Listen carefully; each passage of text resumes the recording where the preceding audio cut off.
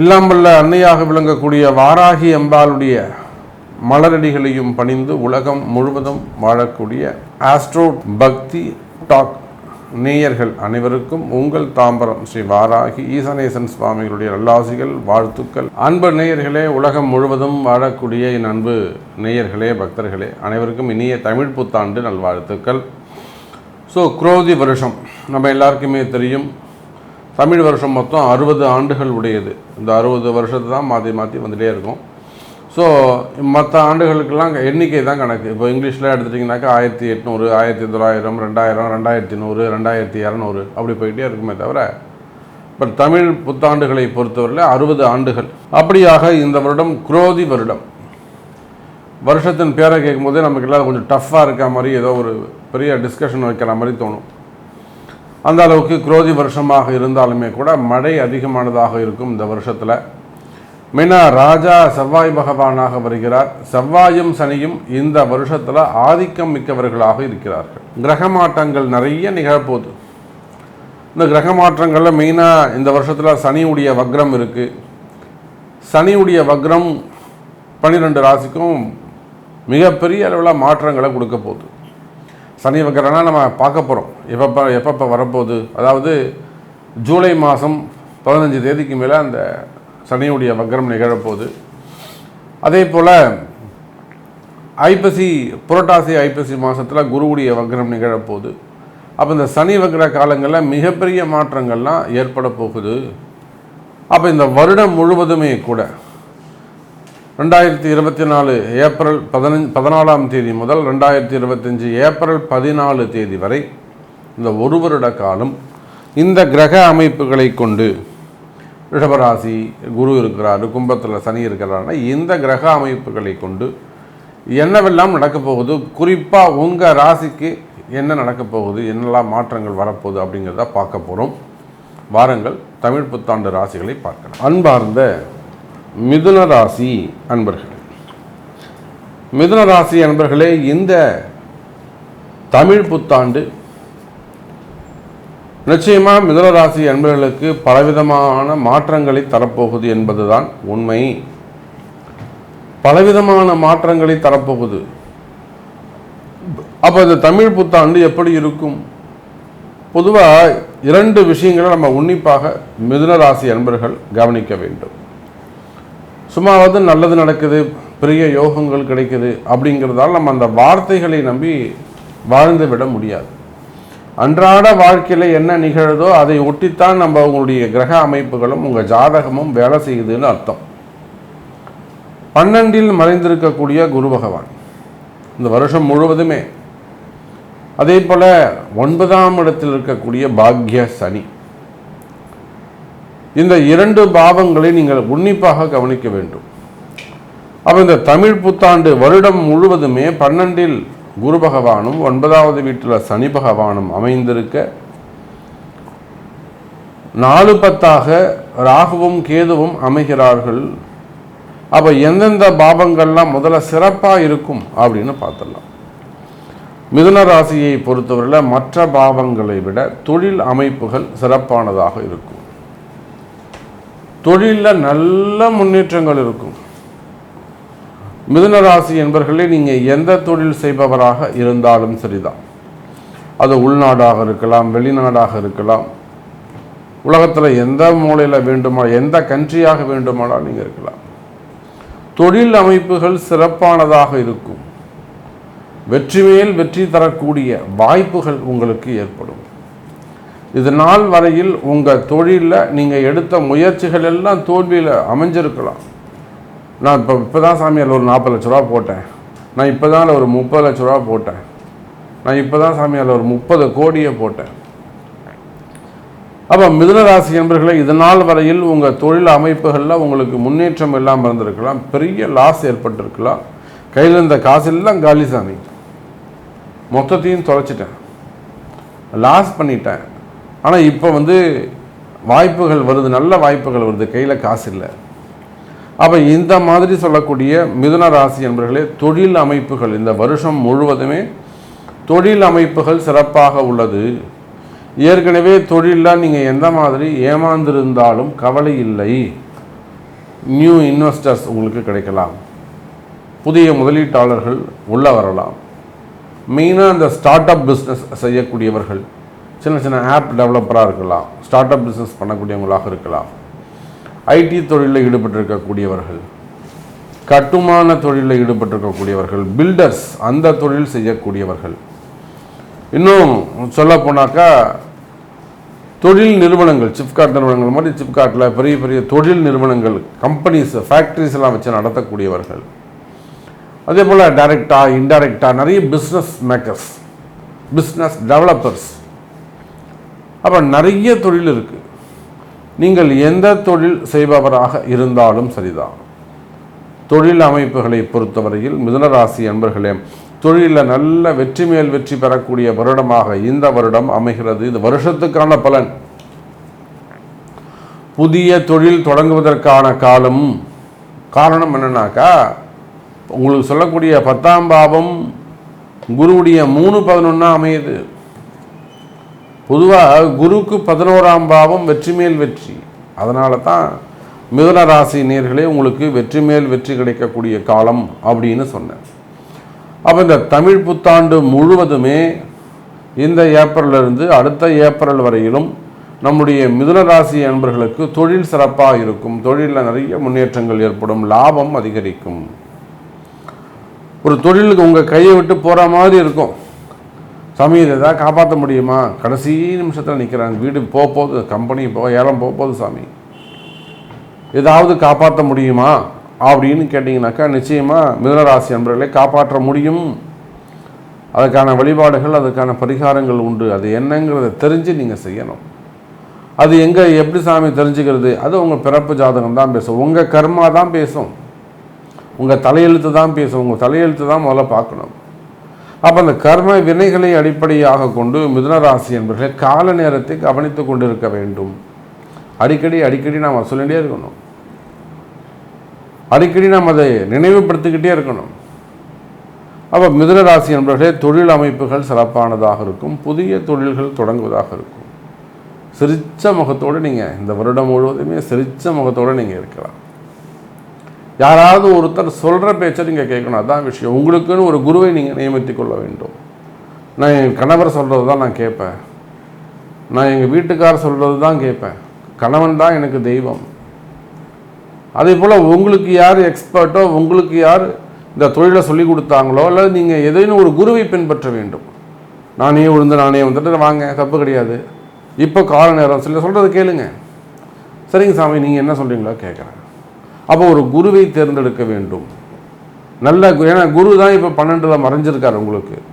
அப்போ அந்த குருவுடைய வழிகாட்டுதல் மட்டும் உங்களுக்கு இருக்குமே ஆனால் நான் சொன்ன அந்த வெற்றி மேல் வெற்றி உங்களுக்கு கிடைக்கும். புரியுதுங்களா? அதை விட்டு அலட்சியமாக உட்காந்திங்கனாக்கா நிச்சயமாக அந்த வெற்றியை நீங்கள் மிஸ் பண்ண வேண்டிய வாய்ப்புகள் ஏற்படும். அப்புறம் கண் கலங்கி நிற்க வேண்டியதுதான். புரியுதுங்களா? அப்போ சிரிச்ச முகத்தோடு இருக்கணுமா, மகிழ்ச்சியாக இருக்கணுமா, தலைகுனியாமல் இருக்கணுமா? அந்த குரு 12ல் மறைஞ்சிருந்த வருஷம் முழுவதுமே குரு 12ல் மறைஞ்சிருக்கிறார். அப்போ உங்களுக்கான குருவுடைய ஏதேனும் ஒரு குருவை நீங்கள் தேர்ந்தெடுத்து வழிபாடு செய்வீர்களே ஆனால் நிச்சயமாக வருடம் முழுவதும் சந்தோஷமான எதிர்காலம் உங்களுக்கு அமையப்போகுது. அப்போ உங்களுடைய கர்ம வினைகள் என்ன சொல்லுது, உங்கள் ஜாதகம் என்ன சொல்லுது, உங்கள் ஜாதகத்தில் இருக்கக்கூடிய கிரக அமைப்புகள் என்ன சொல்லுது, தசாபுத்தி என்ன சொல்லுது, கூடுதலாக அந்த ஜாதகத்தையும் சேர்த்து அதற்குரிய பரிகாரங்கள் என்ன, வழிபாட்டு முறைகள் என்ன என்பதை அறிந்து செய்வீர்களேயானால் மிதுன ராசி அன்பர்களே இந்த வருடம் குரோதி ஆண்டு உங்களுக்கு வெற்றிக்கான ஆண்டாக அமைகிறது. அதே போல் விளையாட்டுத்துறையில் இருக்கக்கூடியவர்கள், கலைத்துறையில் இருக்கக்கூடியவர்கள், சின்ன திரையாக இருக்கட்டும், பெரிய திரையாக இருக்கட்டும், சினிமா துறையாக இருக்கட்டும், மீடியா லைஃப், சோஷியல் மீடியாவிலேருந்து, சேனல்ஸ்லேருந்து, மீடியா துறையில், பேப்பர்ஸு, மீடியா துறையில் ஒர்க் பண்ணக்கூடியவங்க, எஃப்எம்ஸு, அப்போது மீடியா துறையில் ஒர்க் பண்ணக்கூடியவங்க, குறிப்பாக சினிமா துறையில் இருக்கக்கூடியவர்கள், இவங்க எல்லாருக்குமே மிதுன ராசியாக இருப்பார்களே. ஆனால் சினிமா துறைக்கு ஒரு அற்புதமான காலம், உங்களுக்கு ஒரு நல்ல எதிர்காலம் அமைய போகுது, தடைகள் விலக போகுது, கஷ்டங்கள் விலக போகுது. இந்த சினிமா துறையில் இருக்கக்கூடியவங்களுக்கு என்ன மாதிரியான தடைகள் இருக்குன்னு எனக்கு தெரியும். அடுத்து என்ன மாதிரியான தடைகள் உங்களுக்கு அங்கே இருக்குன்னு எனக்கு தெரியும். அந்த தடைகள் விலகும். மிதுனராசி நேயர்களே, உங்களுக்கு குரோதி வருட தமிழ் புத்தாண்டு பலன்களை பற்றி தான் இப்போ சொல்ல போகிறேன். பொதுவாகவே இந்த மிதுனராசிக்காரங்களுக்கு அவங்க ஒன்றும் பெருசாக எடுத்துக்க மாட்டாங்க. எவ்வளோ பெரிய கவலையாக இருந்தாலும், எவ்வளோ பெரிய பிரச்சனையாக இருந்தாலும் ஈஸியாக தான் எடுத்துப்பாங்க. அவங்க உண்டு, அவங்க வேலை உண்டுன்னு இருப்பாங்க. இவங்க சொல்கிறத மற்றவங்க கேட்கணும்னு நினைப்பாங்க. இது மாதிரிலாம் இருக்கக்கூடிய விஷயமாக தான் இந்த மிதுனராசிக்காரங்க சொல்ல போகிறாங்க. அப்போ இந்த மிதுனராசிக்காரங்களை பார்த்திங்கனாக்கா, இப்போது இந்த தமிழ் புத்தாண்டு பலன்களை வச்சு பார்க்கும்போது, கிரகங்கள் சூழ்நிலை பார்க்கும்போது 12ல் குரு மாறப்போகிறார். 12ல் குரு மாறப்போகிறார். 10ல் ராகு, 4ல் கேது, இது மாதிரிலாம் இருந்தது. 9ல் சனி. இந்த மாதிரி கிரகங்கள் உள்ள விஷயத்தில் தான் இந்த தமிழ் புத்தாண்டு வருது. அப்போது இதனால் வரைக்கும் நல்ல பலன்கள் தான் உங்களுக்கு ஏற்பட்டிருந்தது. மிதுனராசி நல்ல பலன்கள் தான் பெற்றுக்கிட்டு இருந்தீங்க. இப்போது இந்த குரு பெயர்ச்சியால் சில மாற்றங்கள் ஏற்பட போகுது உங்கள் வாழ்க்கையில். மெயினாக பார்த்தீங்கன்னாக்கா, இந்த மிதுனராசிக்காரங்களுக்கு இருக்கிற வேலையை விட்டு வேறு வேலைக்கு மாற்றப்படுவார்கள். இல்லைன்னா இவங்களே இந்த வேலைக்கு வந்துடும், நீங்களே வேலைக்கு வந்துடுங்க, வேறு வேலைக்கு போங்க, வேறு தொழில் பண்ணுங்க, வேறு வியாபாரம் பண்ணுறீங்க. கண்டிப்பாக மிதுனராசிக்காரங்களுக்கு இடமாற்றம் ஏற்படும். இந்த தமிழ் புத்தாண்டு பலனில் இதான் சொல்லப்படும். இடமாற்றம் கண்டிப்பாக ஏற்படும். அது மூலிமா நல்லது தான் நடக்கும், கெட்டது நடக்காது. ஏன்னா நீங்கள் பிளான் பண்ணி தான் அதை செய்வீங்க. எதாக இருந்தாலும் அவங்களே உங்களை விளக்கிட்டாலும் சரி, நீங்களே விலகினாலும் அடுத்த என்ன பண்ணணுன்றதை உங்கள் புத்தி சொல்லி அதுபடி தான் நடக்க போகிறீங்க. அப்போ கண்டிப்பாக நல்லதாக நடக்கும். இது இல்லாமல் இந்த மிதுனராசிக்காரங்களுக்கு பார்த்திங்கனாக்கா நல்ல விஷயங்கள் தான் நடக்க போகுது. அது எப்படின்னு கேட்டிங்கனாக்கா, கணவனால் மனைவிக்கும், மனைவியால் கணவனுக்கும் நல்ல பலன் ஏற்படும். ஒருத்தர் புரிஞ்சுப்பாங்க. அதுக்குண்டான காலகட்டம் தான் இப்போ வந்திருக்கு. ஒருத்தர் புரிஞ்சுப்பாங்க, நல்ல வாழ்க்கை வாழ்வாங்க. அவங்க 2 பேரும் புரிஞ்சிட்டாலே வீட்டில் பிரச்சனை வராமல் போயிடும். வீட்டில் பிரச்சனை வந்தால் தான் எதுவுமே செய்ய முடியாமல் ஒரு சூழ்நிலை எல்லாருக்குமே ஏற்படும். அதனால தான் சொல்லுவாங்க அந்த காலத்திலே, கணவன் மனைவி ஒத்துமையாக இருந்தாலே அந்த குடும்பம் நல்லாயிருக்கும் அப்படின்னு சொல்லுவாங்க. அப்படி பலன் தான் உங்களுக்கு இந்த தமிழ் புத்தாண்டு பலனாக சொல்லப்படுது. இது இல்லாமல் உங்களுக்கு இந்த காலகட்டத்தில் நல்ல ஒரு மேற்படிப்பு படிக்கிறதுக்கு, தொழிலை விரிவுபடுத்துறதுக்கு, வியாபாரத்தை விரிவுபடுத்துறதுக்கு எக்ஸ்ட்ரா குவாலிஃபிகேஷன் சொல்லுவாங்க. இப்போது ஏதோ ஒரு வேலை செஞ்சுன்னு இருக்கோம், அதில் ப்ரொமோஷன் வரணுன்னா இந்த படிப்பு படித்தா ப்ரொமோஷன் வரும்னு சொல்லுவாங்க. அப்போ அந்த படிப்பை படிப்பீங்க. அது மாதிரி யூஸ்ஃபுல்லான ஒரு எஜுகேஷன், அதுக்குண்டான காலம் தான் இப்போ வந்திருக்கு உங்களுக்கு. அதை நீங்கள் படித்து பாஸ் பண்ணி அதில் ப்ரொமோஷன் வாங்குவீங்க. இல்லைனா ஒரு பிஸ்னஸ் சம்மந்தப்பட்ட படித்து தனியார் தொழிலோ உத்தியோகமோ, தனியார் தொழிலோ வியாபாரமோ ஏதோ அதில் துவங்கி அதில் வெற்றி பெறுவீங்க. இது இல்லாமல் அடுத்தடுத்து என்ன பண்ணணும்னு சொல்லி ஒரு சுறுசுறுப்பாகவே இருப்பீங்க. நல்ல நிலைமைக்கு வந்துடுவீங்க. கிரகங்கள் சரியில்லைனா கூட அதை நீங்கள் கண்டுக்க மாட்டீங்க, கவலைப்பட மாட்டீங்க. பொதுவாகவே இறை வழிபாடுக்குள்ளே உங்களுக்கு குறைவாக தான் இருக்கும். மிதுனராசிக்காரங்க இறை வழிபாட்டில் அவ்வளோ புதுசாக முழு கவனம் செலுத்த மாட்டாங்க. ஏதோ இறை சக்தி இருக்குது, நம்ம கும்பிட்றோம் போகிறோம், அவ்வளோதான். அப்படி தான் நினைப்பீங்க. விழுந்து கும்பிட்றது அதுவே தொழிலாக இருக்கிறதெல்லாம் கிடையாது உங்களுக்கு. இது மெயினாக உங்களுக்கு சொல்லி ஆகணும். அதனால தான் நீங்கள் எல்லாத்துலேயும் ஜெயிச்சு வந்துடுவீங்கன்னு சொல்லப்படுது. இது இல்லாமல் மிதுனராசிக்காரருக்கு பெண்களுக்கு ஒரு ஏமாற்றம் கிடைக்க போகுது. ஏமாற்றம்னா எந்த வகையில்னு பார்த்தீங்கன்னா, அவங்க ரொம்ப உயிர்க்குறுகளாக பழகின நட்பு பிரிஞ்சு போகிறதுக்கு வாய்ப்பு இருக்குது. அது உறவினராக இருக்கலாம், நட்பாக இருக்கலாம். அப்போ அது ஒரு ஈடு செய்ய முடியாத ஒரு இழப்பாக இருக்கும். அது கொஞ்ச நாள் இருக்கும், அப்புறம் மறைஞ்சிடும். அது அந்த நேரம் காலம் வரும்போது அப்படி தான் நடக்கும். அதை நீங்கள் ஏற்க தயாராக இருங்க. இது இல்லாமல் உத்தியோகத்தில் இருக்கவங்களுக்கு நல்ல வெகுமதி கிடைக்கும், ஊதிய உயர்வு உத்தியோகம் கிடைக்கும், மேற்கொண்டு ப்ரொமோஷன் அந்த மாதிரிலாம் கிடைக்கும், பதவி உயர்வுலாம் கிடைக்கும். அரசியல்வாதிகள் கண்டிப்பாக நன்மை பெறுவார்கள். என்னடா இப்படி சொல்கிறீங்க, 12ல் குரு இருக்குது, எல்லாமே கிரகங்களும் சுமாராக தானே இருக்குன்னா, இது விபரீத யோகத்தை கொடுக்கப்படுது உங்களுக்கு. அதனால் மிதுன ராசிக்கு, புதன் சம்மந்தப்பட்ட ராசிக்கு குரு 12ல் மறைவது ரொம்ப நல்லது. இது ஒரு விஷயம் ஜோதிடத்தில் சொல்லப்படுது. ஏன்னா குரு 6, 8, 12ல் மறைஞ்சாக்கா இந்த மிதுன ராசி, கன்னி ராசிக்காரங்களாம் ரொம்ப நல்லது சொல்லப்படுது. அந்த வகையில் பார்க்கும்போது உங்களுக்கு விபரீத ராஜயோகம் ஏற்பட்டு நீங்கள் அரசியலில் வந்தீங்கன்னா, அரசியல்வாதியாக இருந்தாலும் கலைஞர்களாக இருந்தாலும் மேன்மையாக இருக்க போகிறீங்க, பிரபலமாக போகிறீங்க. அதுக்குண்டான நேரங்காலம் இப்போ வந்திருக்கு, அதை நீங்கள் பயன்படுத்திக்கணும் அப்படின்னு சொல்லிட்டு, அது இல்லாமல் நீங்கள் அடிக்கடி கோயிலுக்கு போகிறது நீங்கள் பயன்படுத்திக்கணும். இது வரைக்கும் போகாமல் இருந்திருப்பீங்க, கண்டிப்பாக போயிட்டு வரணும். அதில் வாரத்தில் ஒரு நாளாவது போயிட்டு வரலாம், தவறு கிடையாது. வாரத்தில் ஒரு நாள் போயிட்டு கும்பிட்டுட்டு வாங்க. உங்களுக்கு பெருமாள் வழிபாடு ரொம்ப உகந்த சொல்லப்படுது. அதுவும் இல்லாமல் சிவன் சக்தி ரெண்டும் சேர்ந்த அம்சமாக இருக்காங்க இல்லையா, அர்த்தநாரீஸ்வரர், அந்த ஸ்தலத்துக்கு போய் நீங்கள் வழிபட்டு வர்றது நல்லது. பெருமாளும் ஸ்ரீதேவி பூதேவி சமேத பெருமாள் இருப்பாங்க, அவங்களும் வணங்கிட்டு வர்றது நல்லது. இது மாதிரிலாம் வணங்கிட்டு வந்தீங்கன்னா உங்களுக்கு நல்ல விஷயங்கள் நடக்க போகுது. உங்களுக்கு இன்னும் கேட்டிங்கனாக்கா தொலைதூர பயணங்கள் ஏற்படும், அது மூலிமா நல்லது நடக்கும். இது மாதிரிலாம் நடக்க இருக்கிறது. அந்த பயணங்களில் பொருட்கள் தொலைகிறதுக்கு வாய்ப்பு இருக்குது. அப்போ நீங்கள் கொஞ்சம் ஜாக்கிரதையாக இருந்துக்கணும். இதையும் நீங்கள் ஜாக்கிரதையாக இருக்குன்னு சொல்லியிருக்கேன். இது இல்லாமல் கூட பழக்க வழக்கங்களில் அவங்கக்கிட்ட கொஞ்சம் எச்சரிக்கையாக ஜாக்கிரதையாக இருக்கணும்.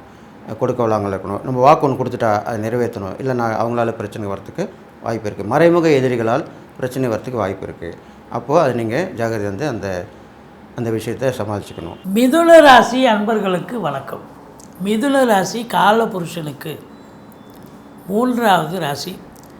புத பகவான் ஆட்சி பெறும் வீடு. மிருகசீரிஷம் 3-4 பாதங்கள், திருவாதிரை புனர்பூசம் 1, 2, 3 பாதங்கள் உள்ளடக்கியது. இந்த தமிழ் புத்தாண்டு, அதாவது குரோதி ஆண்டு, இந்த ஓராண்டு பலனை நம்ம சொல்ல இருக்கிறோம். இந்த ஆண்டு கிரகங்களான ராகு கேதுக்கள், சனி பகவான், குரு பகவான் அவங்களுடைய சஞ்சார நிலையை வச்சு தான் நம்ம பலனை சொல்கிறோம். பார்வை பலத்தையும் கருத்தில் கொண்டு சொல்கிறோம். இந்த மிதுன ராசிக்கு கடந்த ஆண்டு பார்த்திங்கன்னு சொன்னால் குரு பகவான் 11ஆம் இடத்திலிருந்து பல அற்புதங்களை தந்து கொண்டிருந்தார். நல்ல தொட்ட இடம்லாம் பணம் தான், பண மழை பொழிஞ்சுது உங்களுக்கு. இப்போ பொருளாதாரத்தில் சுபீட்சமான ஒரு நிலையை ஏற்படுத்தினார். இந்த எதையும் சாதிக்கக்கூடிய ஒரு வல்லமை ஏற்படுத்தியது. ஏன்னா 11ங்கிறது லாபஸ்தானம் மட்டுமல்ல, எண்ணிய செயல் ஈடேறுதல், எதையும் சாதிச்சிங்க. ஆனால் இந்த ஆண்டு பார்த்திங்கன்னு சொன்னால் அந்த குரு பகவான் 12ஆம் இடத்துக்கு வருகிறார். அப்போ 12ஆம் இடம் என்பது ஸ்தான பலமா என்று சொன்னால் இல்லை. இருந்த போதிலும் 12ஆம் இடம் செலவுகள் ஏற்படக்கூடிய அயன சயன போகும், அதாவது நல்ல செலவுகள். 12ஆம் இடம் என்பது செலவு பண்ணுற இடம். அப்போ 12ஆம் இடத்துல சுப கிரகம் இருக்கிறதுன்னு சொன்னால் சுப செலவுகள் ஏற்படுத்தக்கூடிய ஒரு ஆண்டாக அமையப்போகிறது. அப்போ செலவு இருக்குதுன்னு சொன்னால் அப்போ வருமானமும் இருந்து தானே ஆகணும். அப்போ குரு பார்வை கோடி நன்மை. ஸ்தான பலம் இல்லை என்று சொன்னாலும் கூட பார்வை பலத்தை நம்ம பார்க்கலாம் வாங்க. அதாவது குரு பகவான் 4ஆம் இடத்தை பார்க்குறார். இது நாள் வரைக்கும் 4ஆம் இடத்துல கேது இருந்து உங்களுக்கு ஏகப்பட்ட பிரச்சனைகளை தந்தது கடந்த ஆண்டு. இப்போவும் கேது பகவான் அங்கே தான் இருக்கார். ஆனால் குரு பார்வை கோடி நன்மை. குரு பார்வை மீறி கேது நல்லது தான் செய்ய முடியும். அப்போ பாருங்கள், கடந்த ஆண்டு உங்கள் தாயாருக்கு உடம்பு முடியல, மருத்துவ செலவு வச்சுது, வண்டி வாகனங்கள் செலவு வச்சுது, உங்களுக்கே தேக ஆரோக்கியத்தில் குடும்பத்தில் உத்தரமாற்றி பிரச்சனை, தேக ஆரோக்கியத்தில் பிரச்சனை இருந்தது. ஆனால் இந்த ஆண்டு குரு பார்வையில் இருக்கிறதால அதாவது 4ஆம் இடம் என்பது சுகஸ்தானம். அப்போ சுகஸ்தானம் உங்களுக்கு ரொம்ப திருப்திகரமாக சுகமாக இருக்க போகிறீங்க. இந்த ஆண்டு எந்த குறையும் இருக்காது. அப்போது தாயினுடைய தேக ஆரோக்கியம் சிறப்பாக இருக்கும். படிக்கிற பிள்ளைங்க கடந்த ஆண்டு கூட சரியாக படித்தாங்களா அப்படின்னா கேது இருந்தது, அதனால் நல்லா படித்தார். பட் இருந்தாலும் அதை விட இந்த ஆண்டு சிறப்பாக படிக்கக்கூடிய ஒரு நிலை இருக்குது கல்வியினுடைய அமைப்பு. வண்டி வாகனங்கள் நல்ல பொழப்பு நடத்தக்கூடியவர்களுக்கு சவாரிகள் கிடைச்சி நல்ல சம்பாத்தியத்தை பார்க்க போகிறீங்க. ஒரு சிலர் சொத்து பத்தில் இன்வெஸ்ட் பண்ண போகிறீங்க. வீடு வாங்க, மனை வாங்க, தோட்டம் துறவு வாங்க, 2 வீலர் விற்றுட்டு 4 வீலர் வாங்கலாம். இல்லை 4 வீலரே இல்லை, நம்ம புதுசாக 4 வீலர் வாங்கணும்னு வாங்கக்கூடிய, கார் வாங்கக்கூடிய ஒரு அமைப்பு, அதாவது பங்களா கார் வாசம் செய்யக்கூடிய ஒரு அமைப்பு இந்த ஆண்டு இந்த ராசியில் பிறந்தவர்களுக்கு அமைகிறது அப்படின்னு சொல்லலாம். 4ஆம் இடம் சிறப்பாக இருக்குது. வீடு, வாகனம், சுகஸ்தானம் எல்லாமே நல்லா இருக்குது. அப்போ கண்டிப்பாக வீடு, சொத்து பத்து வாங்க போகிறீங்க, இன்வெஸ்ட் பண்ண போகிறீங்க அப்படின்னு அர்த்தம். அடுத்தது 6ஆம் இடத்தை குரு பார்க்க போகிறார். 6ஆம் இடத்தை சனி பார்த்துருந்தார் இதனால் வரைக்கும். இப்போது சனி தான் பார்த்துட்ருக்கார் விருச்சிகத்தை. அப்போது உங்களுக்கு தேக ஆரோக்கியத்தில் பிரச்சனை இருந்தது, போகிற இடம்லாம் எதிர்ப்பு இருந்தது, கடல் சுமை இருந்தது. 6ஆம் இடம் ரணரோக சத்ருஸ்தானம். ஸோ இப்போது வேலை பார்க்குற இடத்துல, தொழில் பண்ண இடத்துல எதிர்ப்புகள் நிறைய வலுத்துது. உங்கள் தேக ஆரோக்கியத்துலேயும் பிரச்சனை இருந்தது, கடன் சுமை இருந்து பல பிரச்சனைகளை தந்து கொண்டிருந்தது. ஆனால் இப்போது 6ஆம் இடத்தை குரு பார்ப்பது என்பது ருணரோக சத்துருஸ்தானம். முதல்ல உங்கள் தேக ஆரோக்கியம் சிறப்பாக இருக்கும். 4ஆம் இடம் சுகவாசின்னு சொன்னோமா, 6ஆம் இடம் ஆரோக்கியமாக இருக்கும். அப்போது இந்த மிதுன ராசியில் பிறந்தவர்களுக்கு இந்த ஆண்டு தேக ஆரோக்கியத்தில் சிறப்பான ஆண்டுன்னு சொல்லலாம். எந்த குறையும் வராது யாருக்கும். முதல் பாயிண்ட்டாக தான் எடுத்துக்க வேண்டியது. அதுக்கப்புறம் கடன் சுமை இருந்தால் படிப்படியாக குறையும். கடனே பழைய கடன் எதாக இருந்தால் அதை காலி பண்ணிட்டு புதுசாக கடன் வாங்கிக்கிங்க, சுப செலவுக்கு உதவும். மற்றபடி உங்களுக்கு சொந்த தொழில் செய்யக்கூடியவர்களுக்கு நம்பிக்கைக்கு பாத்திரமான பணியாளர்கள் கிடைப்பார்கள். கோர்ட்டில் கேஸ் எதாக இருந்தால் உங்களுக்கு சாதகமாக தீர்ப்பு வரும். மற்றபடி வெளிநாடு போகணும்னு நினைக்கக்கூடியவர்களுக்கு நல்ல அற்புதமான ஒரு ஆண்டு. வெளிநாட்டு பயணம் உங்களுக்கு அனுகூலத்தை தரப்போகிறது. அடுத்தது 8ஆம் இடத்தை குரு பார்க்கிறார். 8ஆம் இடம் என்று சொன்னால் உங்களை பொறுத்தவரையிலையும் சென்ற ஆண்டு சில அசிங்கங்கள், அவமானங்களை சந்தித்தீர்கள். கொடுக்கல் வாங்கல பிரச்சனை, வேலை பார்க்குற இடத்துல பிரச்சனை, ஏதோ ஒரு பிரச்சனை இருந்துச்சு. ஆனால் இந்த ஆண்டு எந்த பிரச்சனையும் 8ஆம் இடம் குரு பார்வையில் இருந்தால் அதை விட ஒரு சிறப்பு வேறு ஒன்றும் இல்லைங்க. 8ஆம் இடம் என்பது 7ஆம் இடத்துக்கு 2ஆம் இடமாக வருவதால் வாழ்க்கை துணை அல்லது மனைவியால் யோக பாக்கியங்கள். எப்படி அவங்க வேலை பார்க்குற இடத்துல ப்ரமோஷன், இன்க்ரிமெண்ட் கிடச்சி சம்பாத்தியம் இருக்கும். அதே நேரத்தில் அவங்க ஹவுஸ் ஒய்ஃபாக இருக்கிறாங்க, இல்லை வேலைக்கு போகலை அப்படின்னாக்கா அவங்க பிறந்த வீட்டிலேருந்து லிக்விட் கேஷோ ஜுவல்ஸோ கொண்டு வரக்கூடிய அமைப்பு, எதிர்பாராத பண வரவு இருக்கும், வருமானம் இருக்கும், வரா கடன்கள் வசூலாகும், இன்சூரன்ஸ் பணம் கிளைம் ஆகி கைக்கு வரக்கூடிய ஒரு காலகட்டம், வாரிசே இல்லாத குடும்பங்கள்லேருந்து உங்களுக்கு ஏதாவது நல்லது நடக்கக்கூடிய அமைப்பு, அவங்க கேஷுக்கு லிக்விட் கேஷ் கை கிடைக்கும், இல்லை அவங்க வச்சுருக்கிற ஜுவல்லுக்கு கொடுத்துட்டு போவாங்க. இப்படி ஏதாவது ஒரு நல்லது நடக்கக்கூடிய ஒரு அமைப்பு இருக்குது. 9ஆம் இடத்துல சனி பகவான் இருக்கார். இப்போ குருவை பார்த்தோம், சனி பகவானை பார்க்கலாம். 9ஆம் இடத்துல சனி பகவான் இருக்கார் அப்படின்னா 9ஆம் இடம் பாக்கியஸ்தானத்தில் சனி பகவான் இருக்குது. வெளிநாட்டு பயணம் அனுகூலத்தை தரும். சிவகலாட்சம் நிறைந்த ஒரு வருடம் இந்த ஆண்டு உங்களுக்கு. சிவனை எவ்வளோக்கு எவ்வளோ நீங்கள் வழிபாடு பண்ணுறீங்களோ அவ்வளோக்கு அவ்வளோ உங்களுக்கு நல்லது நடக்கும். தந்தையால் அனுகூலம், யோக பாக்கியங்கள் கிடைக்கும். வெளிநாட்டு பயணம் அனுகூலத்தை தரும். அது உயர்கல்விக்காக சென்றாலும் சரி, உத்தியோகத்துக்காக சென்றாலும் சரி, இல்லை சொந்த தொழிலுக்காக சென்றாலும் சரி, சாதிக்கப் போகிறீர்கள், சரித்திரம் படைக்கப் போகிறீர்கள் அப்படின்னு சொல்லலாம். இப்போ சனி பார்வை அப்படின்னு பார்த்தீங்கன்னு சொன்னால் 3ஆம் இடத்தை சனி பார்க்க போகுது. இந்த 3ஆம் இடம் அப்படின்னு பார்த்தீங்கன்னா முயற்சி ஸ்தானம். இந்த முயற்சி இப்போ ஃபஸ்ட்டு அட்டம்ப்ட்டு ஜெயிக்க முடியாது, அடுத்த அட்டம்ப்ட்டுக்கு முயற்சி, அதுக்கப்புறம் கண்டிப்பாக 11th ஹவரில் ஜெயிக்க போகிறீங்க. இளைய சகோதர சகோதரிகளுக்கும் உங்களுக்கும் கருத்து வேறுபாடு வரும். இந்த பிபிஓ சாஃப்ட்வேர் போன்ற பிரிவில் பணியாற்றுபவர்கள் கொஞ்சம் எச்சரிக்கையாக இருக்கணும். மற்றபடி உங்களுக்கு வெளிநாட்டிலேருந்து தகவல் வரும்னு எதிர்பார்ப்பீங்க. நீங்கள் எதிர்பார்க்குற நேரத்தில் வராது, அதுக்கப்புறம் கண்டிப்பாக வரும், வெளிநாடு போவீங்க. அடுத்தது சனி பகவான் உங்களுக்கு மேஷத்தை பார்க்க போகிறார். 11ஆம் இடம். 11ஆம் இடம் என்பது லாபஸ்தானம். ஒரு சிலருக்கு லாபம் நல்லா வந்தாலும் ஏற்றளவில் இருக்கும், கைக்கு வர்றது காலதாமதமாகும். மூத்த சகோதரத்துக்கும் உங்களுக்கும் கருத்து வேறுபாடு ஏற்படும். எண்ணிய செயல் ஈடேறுவதில் காலதாமதம் ஏற்படும். மற்றபடி உங்களுக்கு சனி பகவான் பார்வையை பார்த்தோம். அடுத்தது ராகு பகவான் 10ஆம் இடத்துல இருக்கார். இந்த ராகு பகவான் பொறுத்தவரையிலையும் எந்த ஒரு வீட்டில் இருக்காரோ அந்த வீட்டு ஏஜென்ட்டாக தான் அவர் வேலை செய்வார். சொந்த வீடு கிடையாது ராகு கேதுக்களுக்கு. அப்போ பார்த்தீங்கன்னா குருவனுடைய வேலையை எடுத்து போட்டு செய்வார். இப்போ 10ஆம் இடம் அப்படின்னும் பொழுது ராகம் 10ல் ஒரு பாவியாவது இருக்கணும், பாம்பாவது இருக்கணும்னு சொல்லுவாங்க. அப்போது பாம்பே இருக்குன்னு சொன்னால் இந்த மிதுன ராசியில் பிறந்தவர்களுக்கு தொழில்துறை மிக பிரம்மாண்டமாக அமையப் போகிறது.